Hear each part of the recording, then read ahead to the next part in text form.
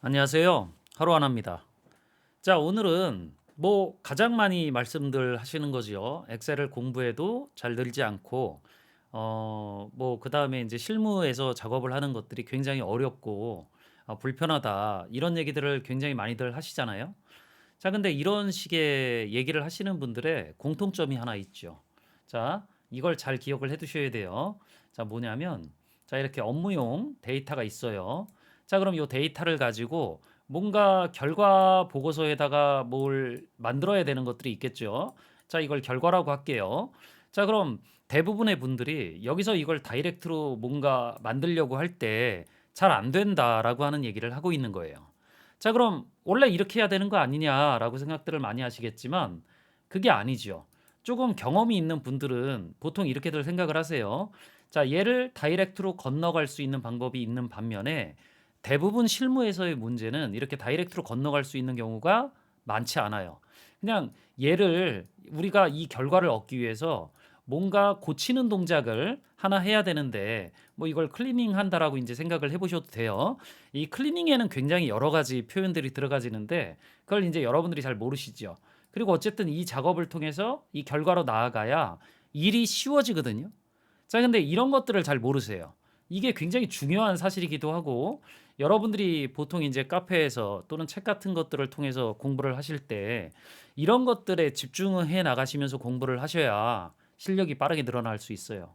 자, 그래서 어쨌든 제가 카페에 올라와져 있는 질문들 중에 이런 질문들이 굉장히 많이 있지만 하나를 선택을 해 봤어요. 자, 여기 이제 시간 간격 관련된 질문이다라고 하는 것들이 나와져 있고 파일도 있죠. 자, 그리고 여기 보시면 기본적으로 화면들도 잘 캡처를 해 주셨어요. 자, 화면 가지고 간단하게만 설명드리고 작업을 한번 해볼 건데 자, 이런 거죠. 요 데이터를 가지고 요걸 만들고 싶은 거예요.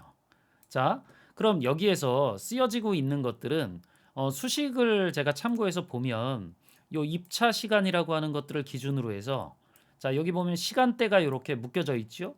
0시부터 3시, 뭐 4시부터 6시 뭐 이런 것들이 이제 있어요. 자, 그럼 이렇게 있는 것들을 가지고 요 상차일이라고 하는 날짜별로 자, 날짜가 이렇게 오른쪽 방향으로 머리글로 구성되어 있죠. 개수가 몇 개나 있냐라고 하는 것들을 세고 싶은 거예요. 자, 그럼 당연히 count ifs 함수를 여기다 이렇게 작성을 하면 안 되죠. 이렇게 하면 쉽지 않아요. 지금 요 표에서 이쪽으로 가려고 그럴 때 우리가 해야 되는 것들은 기본적으로 여기 입차 시간이라고 하는 것들이 기본적으로 이런 시간대별로 분류가 되어져 있지 않으니까 열을 하나 더 만들어야 되겠죠. 열을 더 하나 만들어서 여기에다가 시간대라고 하는 것들이 나타나질 수 있도록 해줘야 이런 수식들이나 피벗 같은 것들을 굉장히 쉽게 써들어갈 수 있겠죠. 제가 한번 간단하게 파일을 열어가지고 작업을 한번 해볼게요.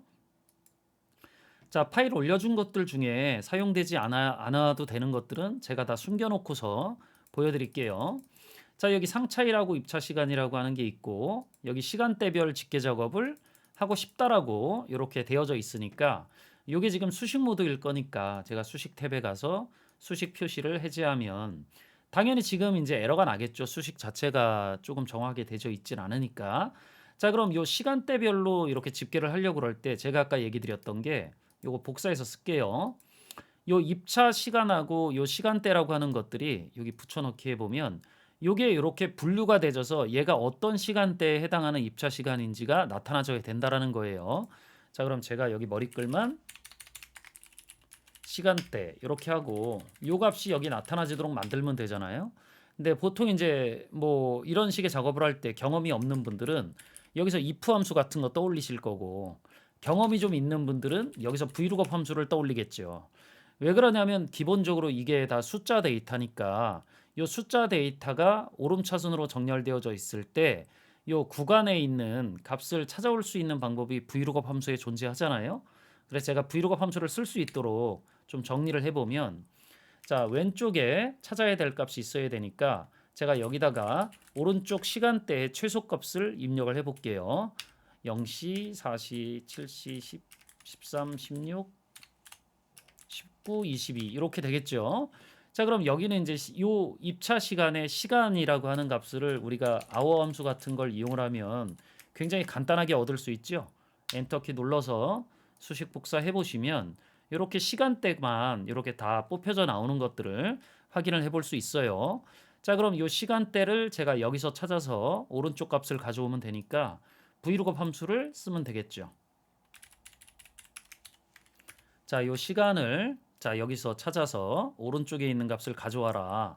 자, 절대 참조로 작업을 해주고 기본적으로 두 번째 열 거를 가져오면 되겠죠. 보통 마지막 인수를 펄스로 하면 똑같은 걸 찾아라는데 true를 하면 유사일치라 그래서 근사값을 찾아요. 자, 그러니까 우리는 근사값을 찾는 방식으로 동작을 해야 되겠죠. 물론 생략하면 이 true가 기본값이기 때문에 그냥 제가 뭐 헷갈리실까봐 써서 보여드릴게요.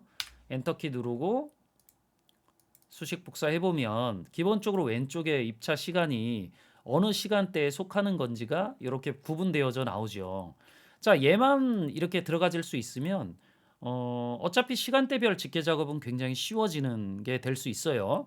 자, 그럼 일단 시간대를 제가 제대로 넣어 놨으니 자, 여기에서 집계를 할 때도 자, count ifs 함수를 써서 제가 세부 내역 데이터를 집계를 할 건데 지금 범위를 전체를 잡기가 좀 귀찮으니까 제가 상차일이라고 하는 범위 요 잡으니까 병합되어 있어서 AN열 이렇게 나오죠. A열로만 잡을게요. 자, 그리고 절대 참조 만들어 놓고 자, 그리고 요 상차일이라고 하는 기본일이 날짜가 여기 있는 거잖아요. 시간대별. 자, 요거는 제가 왔다 갔다 할 때 이렇게 나타나지는 건 필요 없다라고 했으니까 지워놓고서 B1셀이니까 오른쪽으로 할 땐 C1셀 이렇게 바뀌어야 되잖아요. 그러면 행주소만 고정시켜 놓을게요. 자, 그리고 두 번째 범위는 요 세부 내역에 요 시간대가 되겠죠. 요 5열인데 자, 얘도 절대 참조로 만들어 놓고 요 시간대는 이제 언제여야 되냐? 내 시간대에 여기일 거잖아요. 자, 그럼 요 시트 탭 이름은 의미 없으니까 빼주고 열은 고정해 줘야 되겠죠.